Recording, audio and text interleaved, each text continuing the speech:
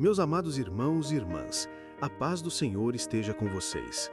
Hoje quero falar de um tema que toca profundamente a vida de muitos: as dívidas. Talvez você esteja enfrentando credores, boletos atrasados, cartões de crédito estourados, e essa situação tem roubado sua paz e até mesmo seu sono. O peso da dívida não é apenas financeiro, ele também atinge nossa mente, nosso coração e até a nossa vida espiritual. A palavra de Deus nos mostra que a falta de sabedoria e o descontrole podem aprisionar uma pessoa em correntes invisíveis. Provérbios 22:7 diz: "O rico domina sobre os pobres, e o que toma emprestado é servo do que empresta." Isso revela como a dívida cria um jugo, uma escravidão que nos prende e limita. Mas aqui está a boa notícia: Deus não nos criou para viver em cativeiro financeiro. Ele é o Deus que liberta, que restaura e que abre caminhos até mesmo onde não vemos saída. A Bíblia nos lembra em Filipenses 4:19, "O meu Deus, segundo as suas riquezas em glória, suprirá todas as vossas necessidades em Cristo Jesus." Repare que o texto não diz algumas necessidades, mas todas. Isso inclui também a área financeira. Quando falamos de prosperidade à luz da palavra, precisamos corrigir uma ideia distorcida que o mundo prega. Prosperidade não significa luxo desenfreado, não significa viver apenas para acumular riquezas. Prosperidade bíblica é ter o suficiente para viver dignamente, abençoar sua família e ser um canal de bênçãos na vida de outros. O Senhor deseja que você viva livre, com paz no coração e mãos abertas para ajudar. Talvez você se pergunte: mas, se Deus deseja isso, por que estou preso em dívidas? A resposta pode estar em vários pontos: escolhas impensadas, falta de planejamento, consumismo, emergências inesperadas ou até heranças de situações passadas. O que precisamos entender é que Deus não nos condena, mas nos convida à restauração. A graça do Senhor abre portas para um recomeço. Lembre-se de Deuteronômio 28:12, onde Deus promete: "O Senhor abrirá o seu bom tesouro, o céu, para dar chuva à sua terra no seu tempo, e para abençoar toda a obra de suas mãos, e emprestarás a muitas gentes, porém tu não tomarás emprestado." Esta é a vontade do Pai, que você seja abençoador, não dependente, que você seja provedor, não escravo da dívida. No bloco 1, quero que você compreenda essa verdade espiritual. As dívidas não definem sua identidade em Cristo. Você pode estar endividado, mas em Jesus você não é um devedor. Você é um filho amado, herdeiro da promessa, alguém chamado para andar em liberdade.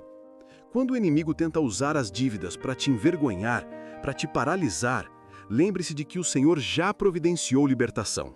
Assim como ele libertou Israel do Egito, que era um lugar de escravidão e falta, ele pode libertar sua vida financeira. A questão não é se Deus pode, mas se você crê que ele deseja e vai agir no tempo certo. Portanto, o primeiro passo que precisamos dar é reconhecer o peso das dívidas, mas também reconhecer que Deus tem poder para mudar essa história. Ele é o Deus dono do ouro e da prata, Ageu 2, e pode abrir portas que você jamais imaginou. Agora que entendemos o peso das dívidas e como Deus nos vê nessa situação, precisamos dar um passo além, aprender os princípios espirituais que a palavra de Deus nos ensina para quebrar esse ciclo de escravidão. A primeira chave é colocar Deus em primeiro lugar nas finanças.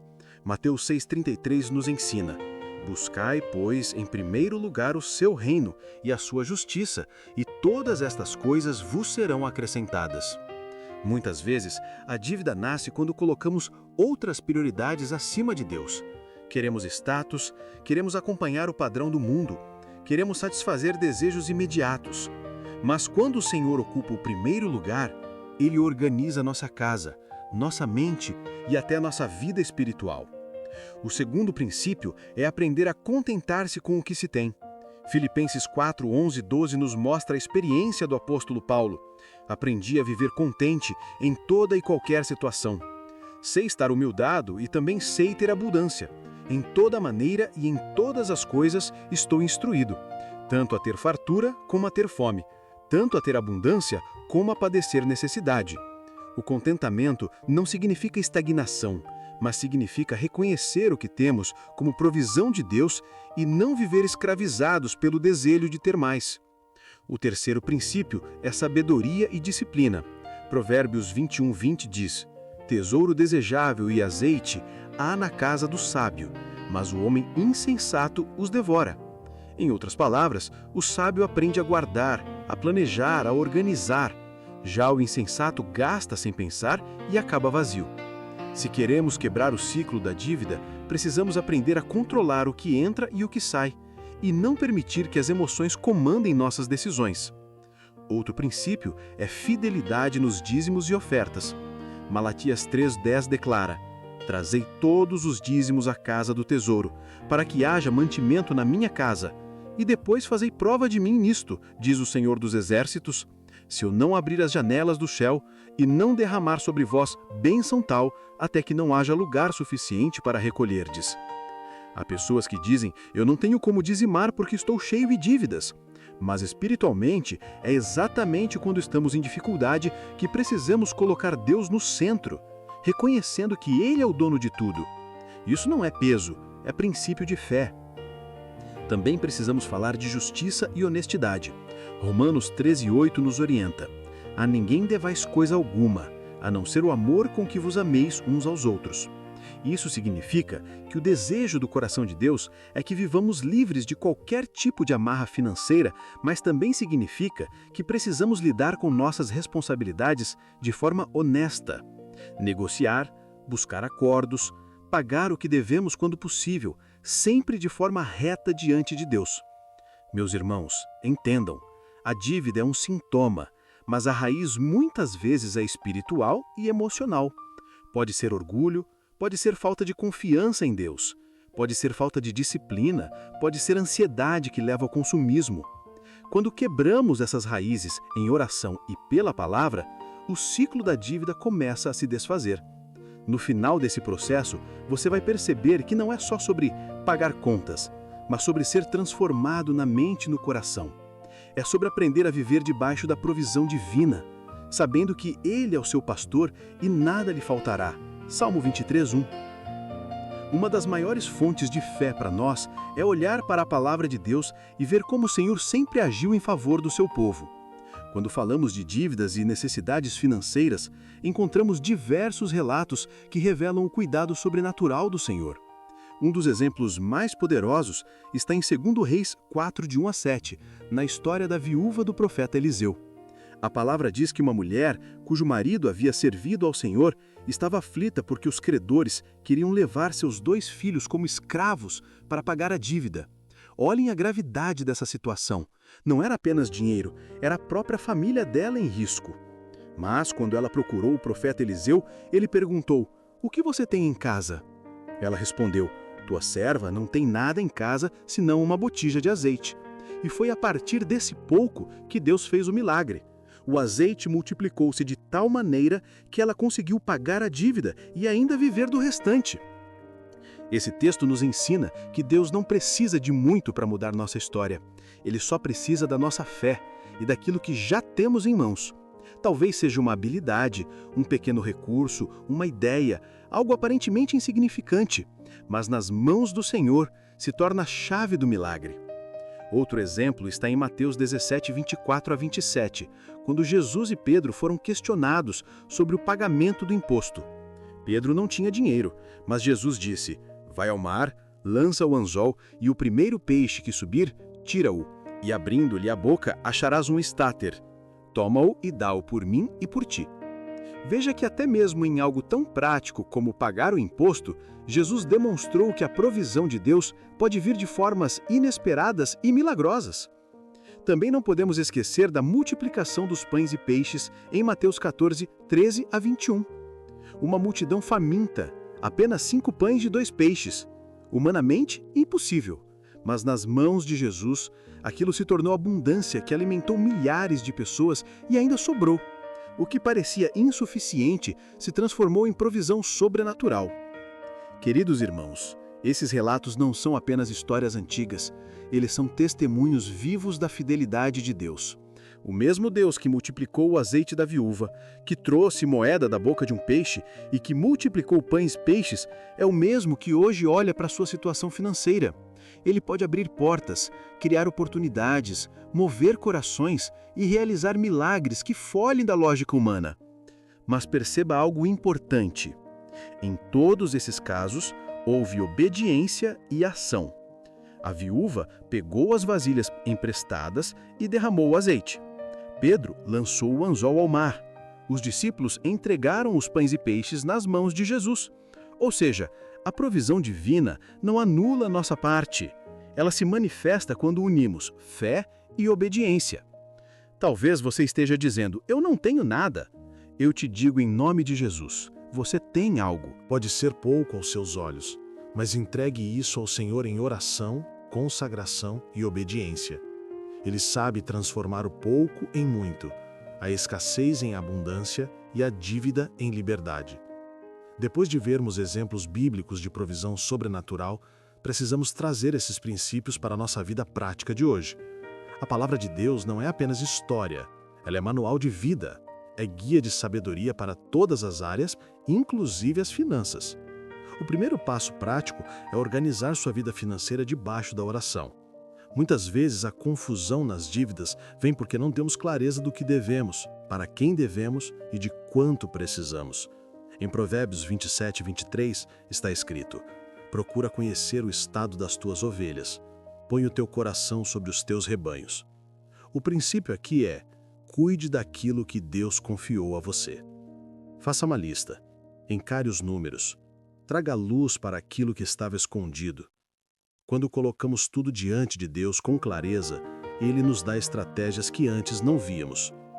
O segundo passo é orar e pedir direção antes de qualquer decisão financeira.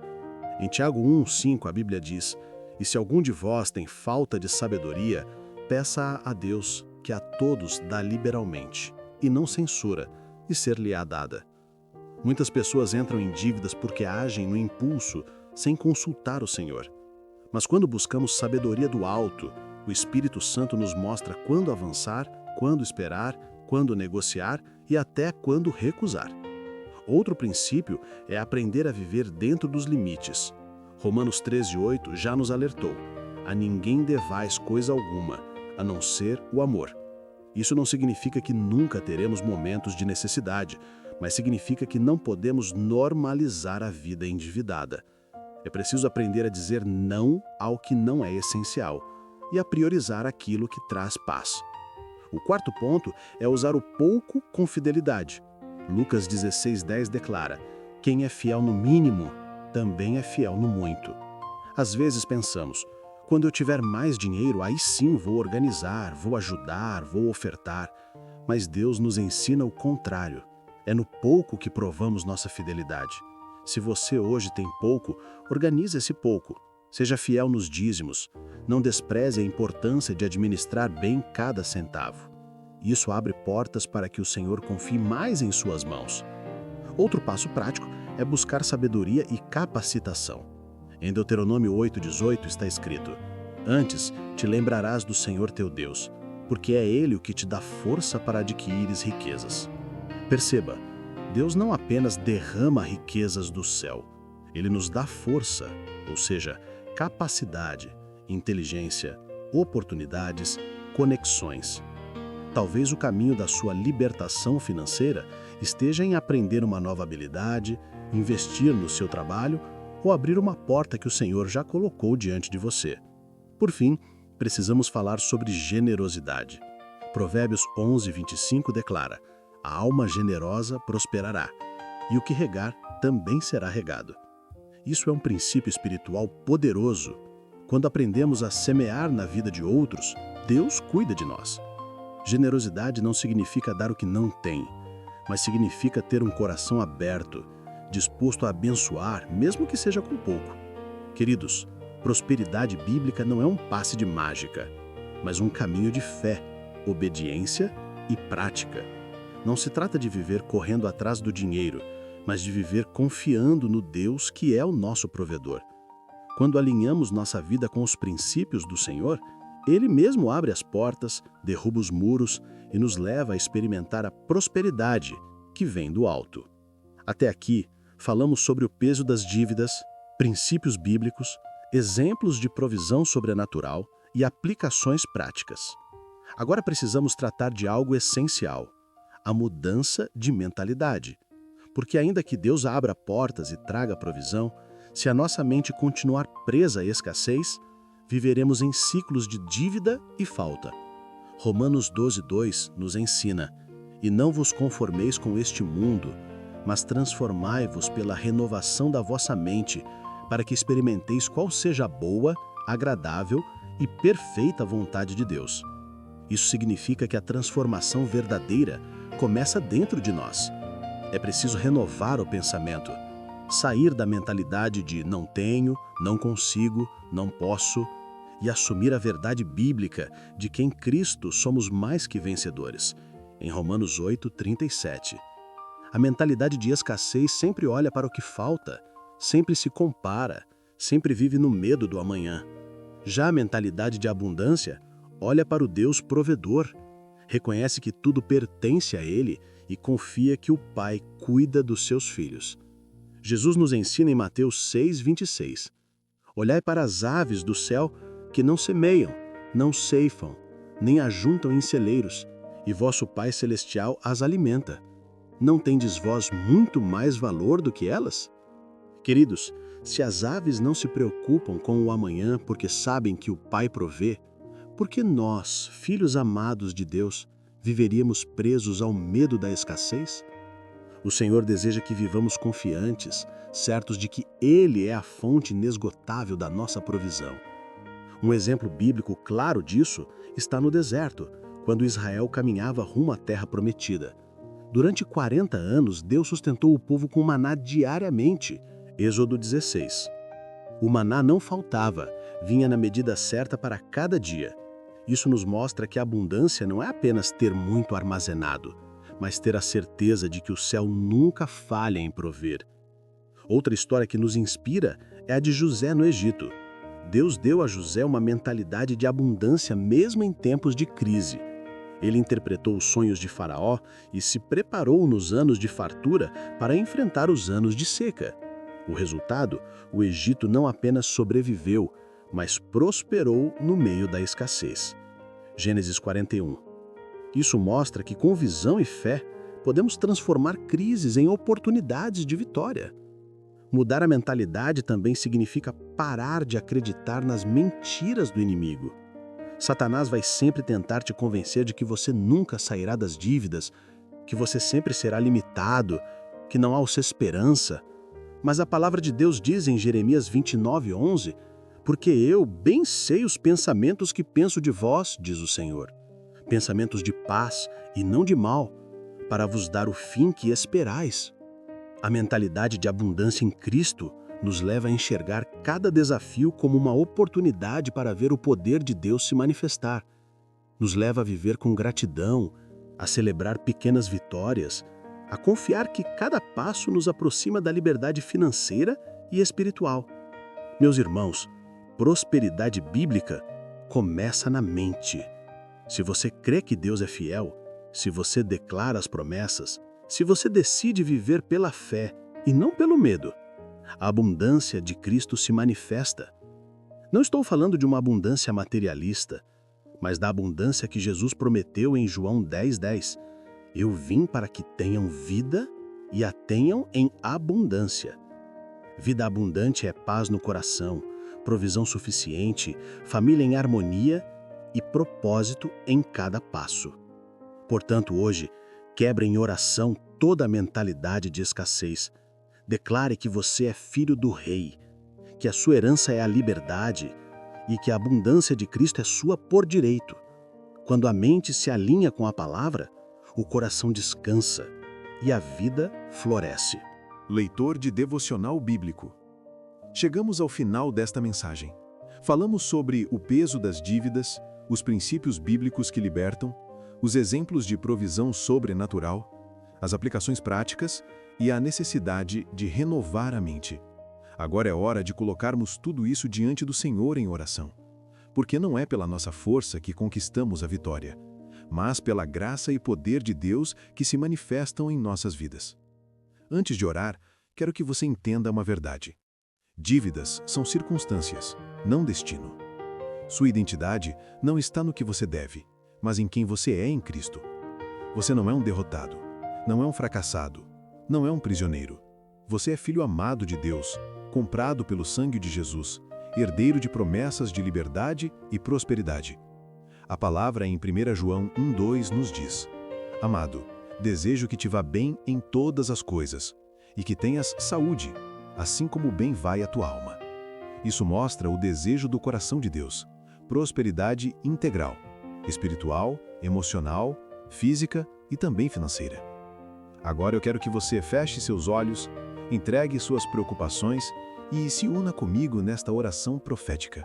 Não apenas ouça, mas declare em fé junto comigo. Oração profética. Pai amado, em nome de Jesus, entramos na Tua presença agora. Reconhecemos que, sem Ti, nada podemos fazer. Senhor, muitos dos Teus filhos estão carregando o peso das dívidas, a vergonha da falta, o cansaço da luta. Mas hoje, Senhor, nós entregamos tudo em Tuas mãos. Declaramos sobre cada vida a palavra de Filipenses 4:19. O meu Deus suprirá todas as vossas necessidades segundo as suas riquezas em glória. Pai, abre as janelas do céu, derrama sabedoria, oportunidades de provisão. Que cada porta fechada se abra, que cada coração cansado receba ânimo, que cada mente aflita receba paz. Em nome de Jesus, quebramos agora toda a mentalidade de escassez, todo o ciclo de dívidas, toda a corrente que prende a vida financeira. Declaramos que a abundância do Senhor está chegando, que a prosperidade de Cristo vai se manifestar. Senhor, multiplica o azeite da viúva nas casas dos teus filhos, faz o pouco se tornar muito, abre caminhos como fizeste no deserto, traz moedas da boca do peixe, cria milagres onde os números dizem que não há saída, mostra que Tu és o Deus do impossível. Pai, pedimos também cura. Cura aqueles que sofrem com ansiedade por causa das dívidas, aqueles que não conseguem dormir, aqueles que sentem vergonha. Tira o peso, traz leveza, traz esperança, que cada coração agora seja tomado por uma fé inabalável. Senhor, eu profetizo que esta pessoa que ora comigo verá mudanças concretas, que ela receberá estratégias, sabedoria para organizar suas finanças, portas abertas de emprego, promoções, clientes novos, contratos assinados, recursos inesperados. Que testemunhos de libertação financeira brotem para a glória do Teu nome. E acima de tudo, Pai, que cada um de nós nunca se esqueça. Prosperidade é viver em Ti, é depender de Ti, é ser canal de bênção. Faz de nós abençoadores, pessoas que ajudam outros, que sustentam a Tua obra, que vivem como exemplos da Tua fidelidade. Nós cremos, Senhor, e declaramos: as dívidas não terão a última palavra. A última palavra é do Senhor, e é palavra de vitória. Oramos assim, crendo e agradecendo no nome poderoso de Jesus Cristo. Amém. Se esta oração falou ao seu coração, escreva aqui nos comentários a palavra vitória como um ato profético. Compartilhe este vídeo com alguém que também precisa dessa palavra de esperança. Não se esqueça de curtir, se inscrever no canal Promessas e ativar o sininho para receber mais mensagens que edificam. Você é abençoado para abençoar. Que o Senhor te cubra de paz, provisão e prosperidade. Em nome de Jesus. Amém.